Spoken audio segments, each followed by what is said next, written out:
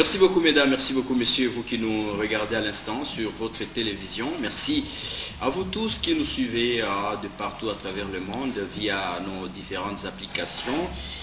Nous sommes là une fois encore dans cette émission pour vous parler de l'actualité politique, économique, sociale, n'est-ce pas, qui domine la République démocratique du Congo. Alors aujourd'hui, nous allons parler de cette affaire qui fait couler beaucoup d'encre et de salive. C'est l'affaire qui concerne le lithium de Manono.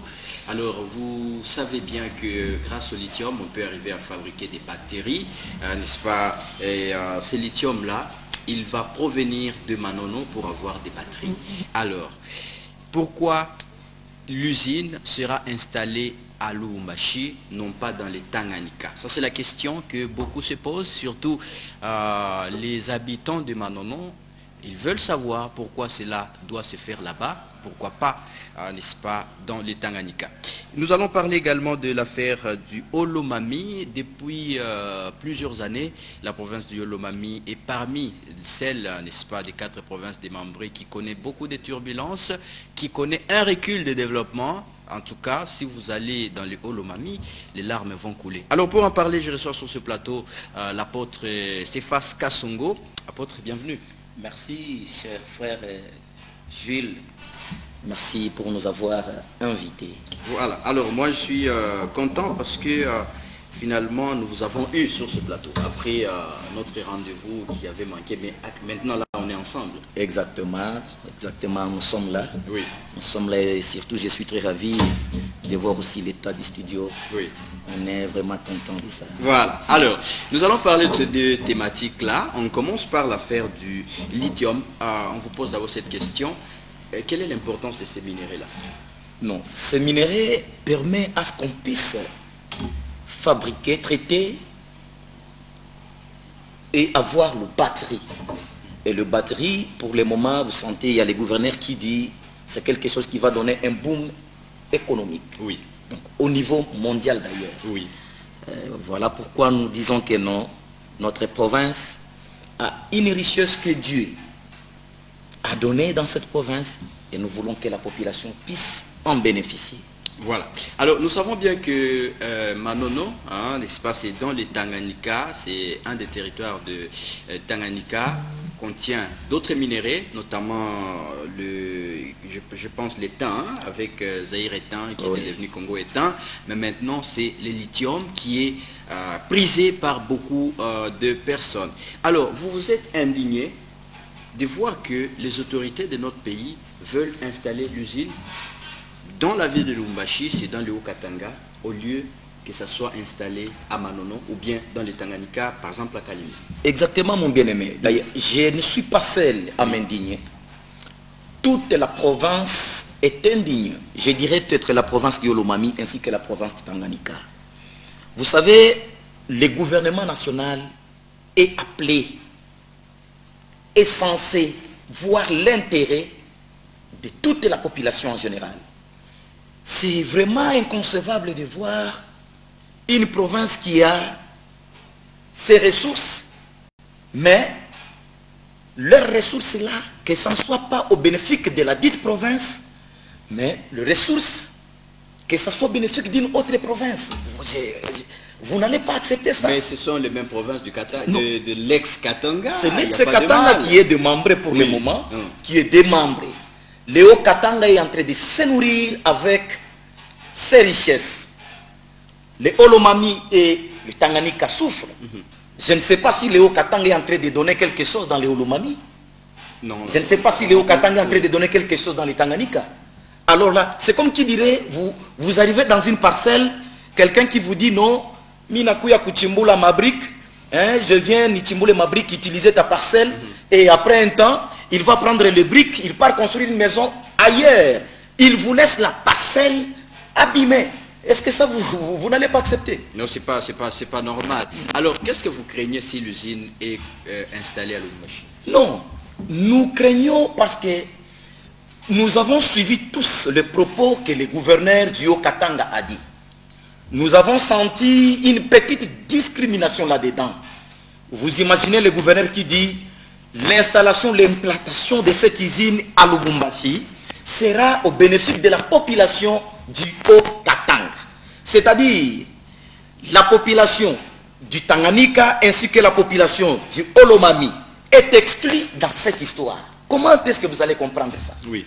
Alors, nous nous sommes dit non, non, nous devons quand même sonner un cri d'alarme. Les gouvernements nationaux, les présidents de la République, d'ailleurs, pour votre information, le président a besoin aussi d'avoir les électeurs dans les Olomami ainsi que dans les Tanganyika. Tout à fait, tout à fait. Alors, comment est-ce que le président, c'est lui qui prône pour le peuple d'abord, peut accepter que l'usine soit implantée dans les Haut-Katanga, mais que le Tanganyika, qui est le bénéficiaire, puisse être exclu? Est-ce que réellement le chef de l'État a besoin d'être voté au Tanganyika? Est-ce qu'il a besoin d'être voté dans les Olomami?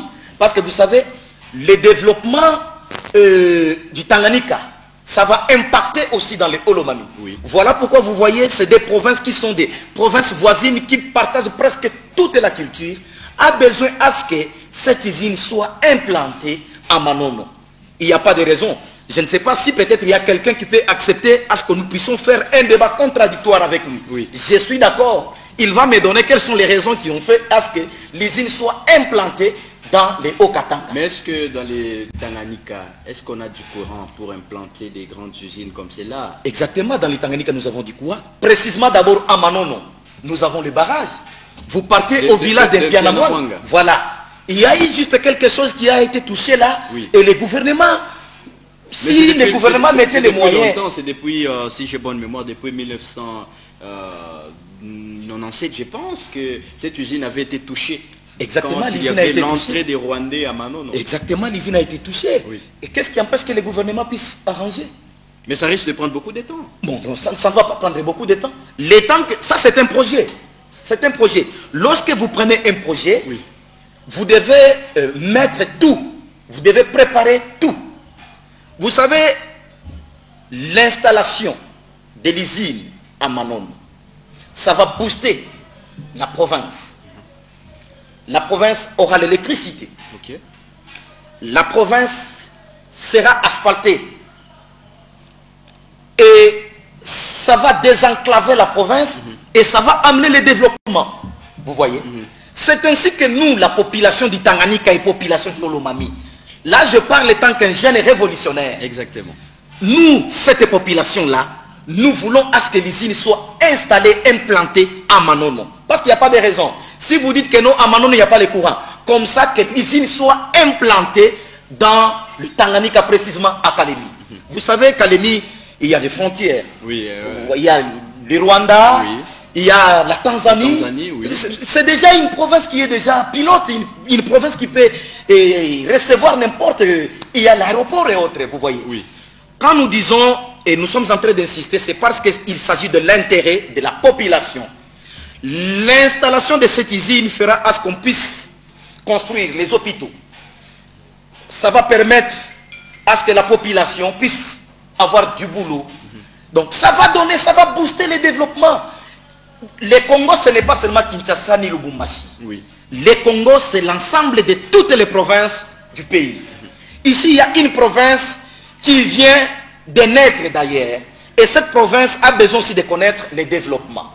C'est ainsi que nous sommes en train de demander au chef de l'État, ainsi que le ministre du tutelle qui est l'excellence Julien Paluku, lui qui est le ministre de l'Industrie. Pourquoi seulement choisir Lubumbashi, le Haut-Katanga? C'est-à-dire, il y a maintenant un Katanga utile et un Katanga inutile. Non, non, non. Le nord et le sud. Oui. Alors, je ne sais pas. Si seulement les gouvernements savaient que non, nous avons besoin du développement dans toute l'étendue du pays. Alors que les gouvernements écoutent la demande de la population. Que l'usine soit installée, que l'usine soit implantée dans les Olomami, soit dans les Tanganyika. Voilà notre défi. Alors, apôtre, nous savons bien que quand une entreprise minière s'installe, il y a la redevance minière qui sera payée. Bien sûr. Mais les machines seront implantées à Manono pour la production. Tout à fait. Et c'est juste la transformation qui sera à Lubumbashi. On partage un peu tous Katangais. Il n'y a pas de problème. Oui. Nous acceptons. Nous acceptons. Vous savez, nous prenons d'abord l'unité. Ce qui nous a fait mal, c'est quoi? C'est les propos que le gouverneur au Katanga a tenus. Le gouverneur Jacques Tiaboula a dit ça sera à l'intérêt de la population du Haut-Katanga. Là déjà il y a la discrimination. Ce n'est pas le gouverneur qui pouvait dire ça. Donc il veut dire que non, les Olomaniens qui habitent dans le Haut-Katanga, ils ne sont pas importants. Les gens du Tanganyika qui habitent dans le Haut-Katanga ne sont pas importants. Pourquoi ne pas généraliser tout le monde, mais choisir seulement juste un peuple qui va bénéficier de cette histoire? Oui. Voilà ce que nous sommes en train de condamner. Voilà. Et vous êtes le porte-voix de tous les enfants de Tanganyika, mais également ceux du Olomami, qui se plaignent, n'est-ce pas, qui ne veulent pas que l'usine de transformation de lithium pour la fabrication de batteries soit installée à Lubumbashi. On veut vraiment que cette usine soit installée dans le Tanganyika ou dans le Olomami, pourvu que cette province puisse être désenclavée et même se développer. Est-ce que vous avez eu le temps de contacter les autorités, n'est-ce pas, de la province du Olomami ou bien du Tanganyika? Bon, on n'a pas eu le temps de contacter les autorités parce que d'abord c'est les autorités eux-mêmes qui pouvaient aussi s'impliquer dans cette histoire. Nous sommes désolés de voir que nos autorités sont insensibles dans cette histoire. Le gouverneur du Haut-Katanga s'approprie déjà du projet. D'ailleurs, c'est vrai, parce que c'est lui qu'on avait amené même voilà. à l'étranger. Imaginez donc. On pouvait amener aussi celle du Tanganyika et celle du Olomami. Imaginez-vous, là où on va prendre le minerai, là où on va extraire le minerai, c'est à Manono, oui, dans les Tanganyika. Le gouverneur du Tanganyika n'est pas intéressé. Ni le gouverneur du Olomami. On amène le gouverneur du Haut-Katanga. Est-ce que Manono c'est dans le Haut-Katanga? La réponse c'est non. On pouvait nécessairement amener le gouverneur du Tanganyika. Maintenant, ce que nous sommes en train de regretter, je ne sais pas, je me dis, est-ce que nos autorités voient ça ou bien? Comment est-ce qu'ils peuvent accepter? On vient, on prend un enfant de sa maison et on part avec lui sans pour autant demander Moukonendana Yewapi. C'est ce que nous sommes en train de... Je ne sais pas. Oui. Nous nous disons, est-ce que... Il y a des coopérations, il y a des mafias, il y a des... Jusque-là, nous n'avons pas encore compris. Par contre, c'est eux qui pouvaient d'abord parler même à notre place. Parce qu'ils sont censés quand même aimer le développement. Mais si seulement eux-mêmes ne s'intéressent pas de cette histoire qui va amener le développement dans la province, qu'est-ce que nous, la population, nous allons dire? Voilà. Alors là, nous sommes censés obliger que nous puissions nous-mêmes nous prendre en charge. Alors, apôtre, avant de prendre notre deuxième thématique, quel est le grand message que vous lancez à la population par rapport à cette situation qui prévoit actuellement dans le Tanganyika, dans le Olomami et même dans le Haut-Katanga? Parce que ce sont les trois provinces qui sont concernées. Exactement, cher bien-aimé, et je pense le message que nous voulons et que nous lançons à la population de ces deux provinces, que la population reste vigilante. Nous avons besoin de connaître le développement dans l'étendue du pays. Et le slogan du chef de l'État, le peuple d'abord, doit avoir les effets dans la population. Là, c'est le peuple du Tanganyika et le peuple du Olomami qui est censé avoir l'intérêt dans cette histoire de l'usine de fabrication de batteries. Mais regardez, la population du Olomami et du Tanganyika cherche à être exclue. On veut qu'on puisse exclure cette population. Voilà que nous lançons à la population d'être vigilante. Soyons vigilants, observons et demandons, plaidons à ce que l'usine soit implantée, soit à Manono, soit à Kalemi. Celui qui a besoin d'un débat contradictoire, je suis d'accord et nous sommes là, nous allons nous échanger, il nous dira quels sont les motifs qui ont fait à ce que l'on puisse délocaliser l'installation de cette usine de Manono à Lubumbashi. Et on va en débattre. Voilà, alors le débat est donc lancé. Je pense que très prochainement, on va recevoir aussi le professeur Yolola. Oui, exactement. Oui, il va aussi donner son point de vue parce que lui aussi n'est pas d'accord que ça se fasse comme c'est en train d'être tracé actuellement. Oui. C'est vraiment pas intéressant. Exactement, parce que c'est ce que je disais. Je me dis que je ne sais pas si nous avons réellement les députés Ça aussi, les Parce que députés, nécessairement, c'est les députés, les élus qui pouvaient plaider pour nous, prendre cette situation. Mais ils sont désintéressés dans cette histoire. Je me dis, il y a la corruption ou soit il y a quoi? Et en 2023, ils viendront. Et en 2023, ils viendront dire à la population, et venir avec les polos, avec les chapeaux, chercher à ce que cette population-là puisse les voter. Oui. Nous disons, c'est quelque chose qui ne va pas passer et nous n'allons pas accepter. La population doit être vigilante et nous allons sanctionner. En 2023, nous allons sanctionner tous les députés qui n'ont pas apporté, qui n'ont pas contribué au développement de nos deux dites provinces, les Olomami ainsi que les Tanganyika. Voilà. Alors, apôtre, on prend maintenant la question concernant les Olomami.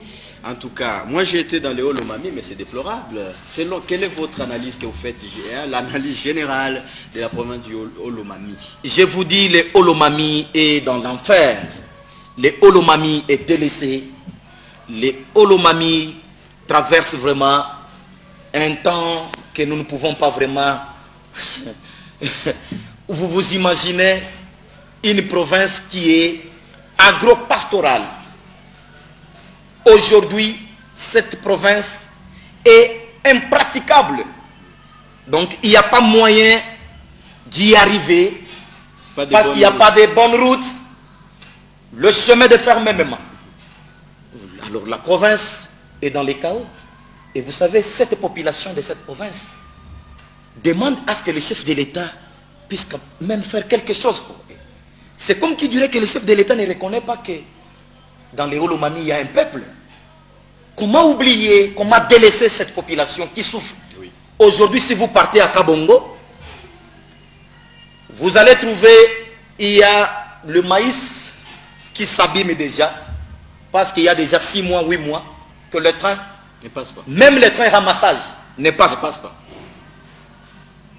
Je ne sais pas qu'est-ce que le gouvernement est en train de penser pour ces petits commerçants du Olomami. Oui. Vous savez, les Olomami est en mesure de nourrir même toute la RDC. Déjà avec Kanyamaka, c'est un bon exemple. Je pense que vous avez déjà des éléments. Oui. Mais c'est décevant de voir que les Olomami traversent. Et puis je me dis, nos députés, qu'est-ce qu'ils font finalement? Qu'est-ce qu'ils font? Bon, c'est eux qui pouvaient au moins plaider pour le développement du Olomami. Pourquoi ils laissent et ils acceptent que les routes restent dans ces états-là et puis vraiment c'est inconcevable. C'est inconcevable. Le chemin de fer impraticable, des routes impraticables. Finalement, nous sommes dans l'enfer ou soit nous sommes dans une province ou soit nous sommes dans un pays, dans un état à part ou comment. Pourquoi nous pouvons être délaissés? Nous demandons au chef de l'État d'ouvrir les yeux. Et surtout, je me dis, je ne sais pas, parce qu'il y a les gens qui se disent qu'ils sont en train de soutenir le chef de l'État. Oui. Mais moi je dis non. Je prends l'exemple de monsieur le PDG de la SNCC, Fabien Mouton. Je ne sais pas comment est-ce qu'il a... Avant qu'il soit dans l'affaire, il condamnait. Mais exactement. Il condamnait la gestion de la SNCC. Oui. Et aujourd'hui, il est maintenant dans l'affaire. Avant lui, les trains partaient. Kabongo, Kitenge, Manono, Kabalo, Kalemi, Kindu partout ailleurs, Nyunzu partout là-bas. Mais aujourd'hui, depuis que lui est dans l'affaire, je vous dis que c'est tout un chaos. Il est en train de contribuer à quoi? La population de l'autre côté dira que non, nous le gouvernement ne nous a pas aidés. Et là, c'est le chef de l'État qui sera visé. Alors que le chef de l'État ouvre l'œil. Voilà, alors on va, comme cette émission c'est aussi pédagogique, est-ce que vous pouvez nous donner les quelques potentialités qui existent dans les Olomami? Je pense que je viens de le dire tout. Oui. J'ai dit que... À part l'agro-pastoral, est-ce qu'il y a d'autres? Parce qu'on dit il y a des minerais. Voilà. Il y a des minerais.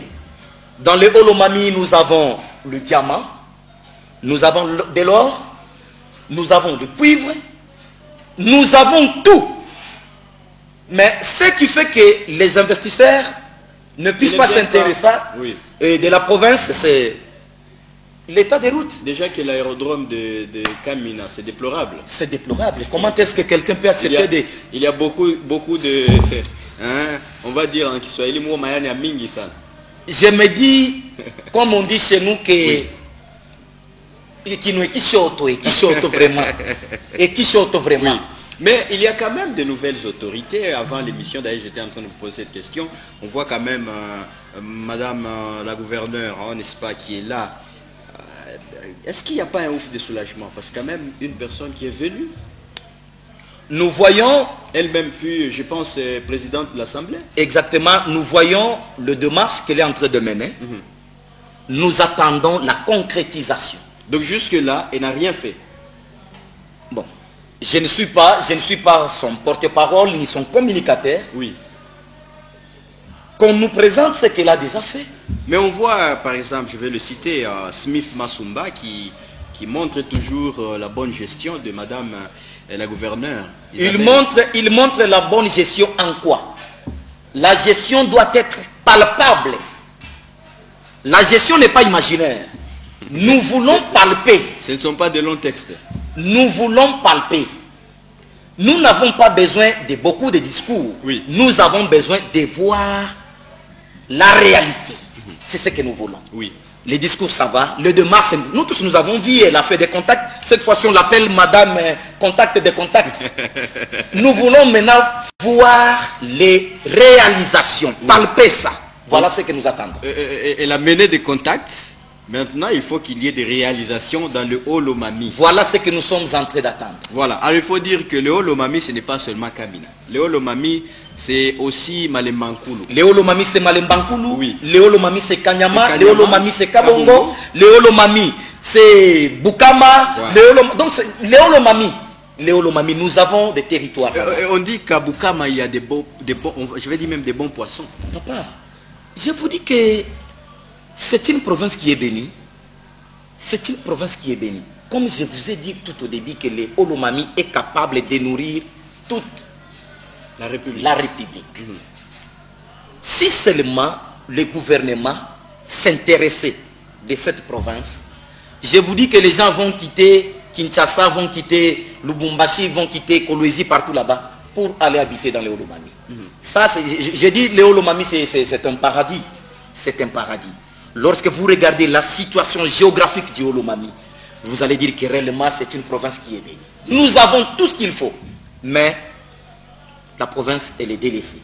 Voilà, ça c'est c'est compris. Hein. Je pense que les autorités du Holomami sont en train d'écouter ce message d'un fils du terroir qui appelle toutes les autorités à se mettre en... Moi-même j'ai été au Holomami, je connais bien cette province, j'étais à Kabongo, j'étais à Kamina, je connais un peu comment c'est déplorable. Même les infrastructures routières, c'est déplorable. Déplorable, je vous dis. Nous avons les images, papa. Oui. Lorsque vous voyez, vous direz que non, je suis dans l'enfer. La route qui quitte Kabongo vers Kamina. Je vous dis,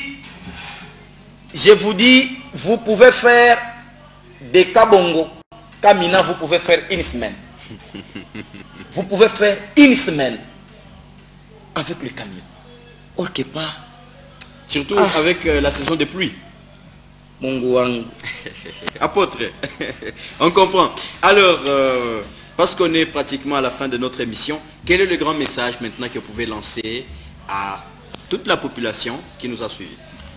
Et merci beaucoup, chers journalistes, et merci aussi aux fidèles auditeurs, ceux-là qui nous ont suivis de le début. Nous demandons au chef de l'État de s'impliquer dans l'histoire de l'usine de fabrication de batteries. Nous demandons au chef de l'État de s'impliquer dans l'histoire qui nécessite le développement de la province du Holomami. Il y a la situation du chemin de fer, il y a la situation des routes. Que les deux gouverneurs cherchent à booster nos deux provinces. Nous avons aussi besoin de connaître les développements. Mais que la population, comme je l'ai dit, que la population reste vigilante. Cette fois-ci, 2023, peuple du Tanganyika et peuple du Holomami, ne soyez pas manipulés. La jeunesse, soyez une jeunesse consciente. Ne faites pas vendre votre conscience à moins cher. On vient te donner un verre du sel, on te donne les chapeaux et les polos, on te dit, unichakule temitengenezia mabalabala. Le temps nous a permis de voir qui sont pour le développement de la province.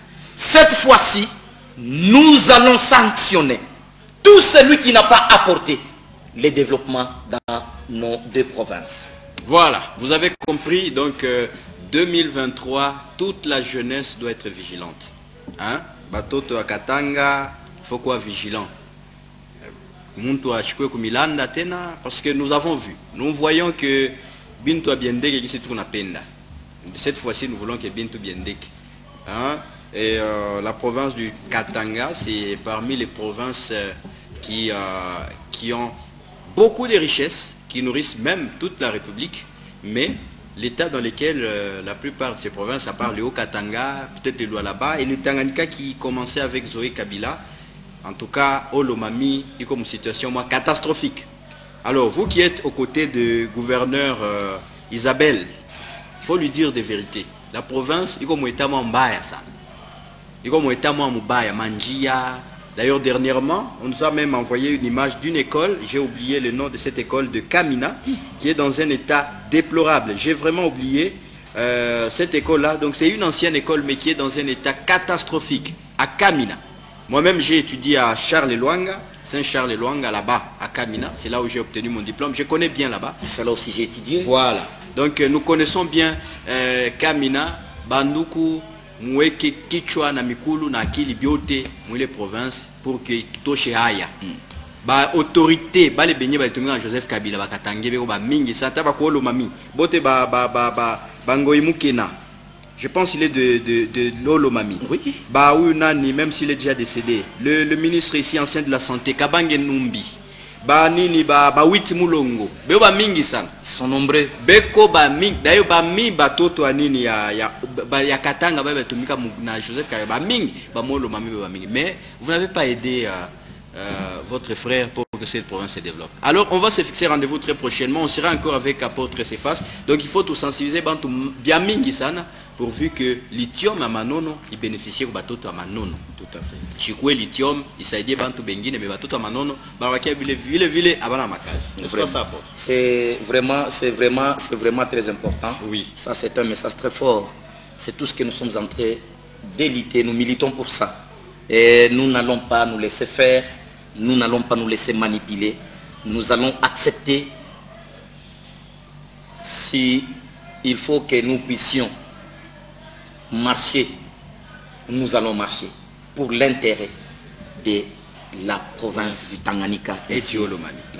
On salue notre frère qui nous a accompagnés, frère Fiston, oui. Notre frère qui nous a accompagnés dans cette émission. Merci à Christian Massoudi, on se fixe rendez-vous prochainement. Bye bye. Merci.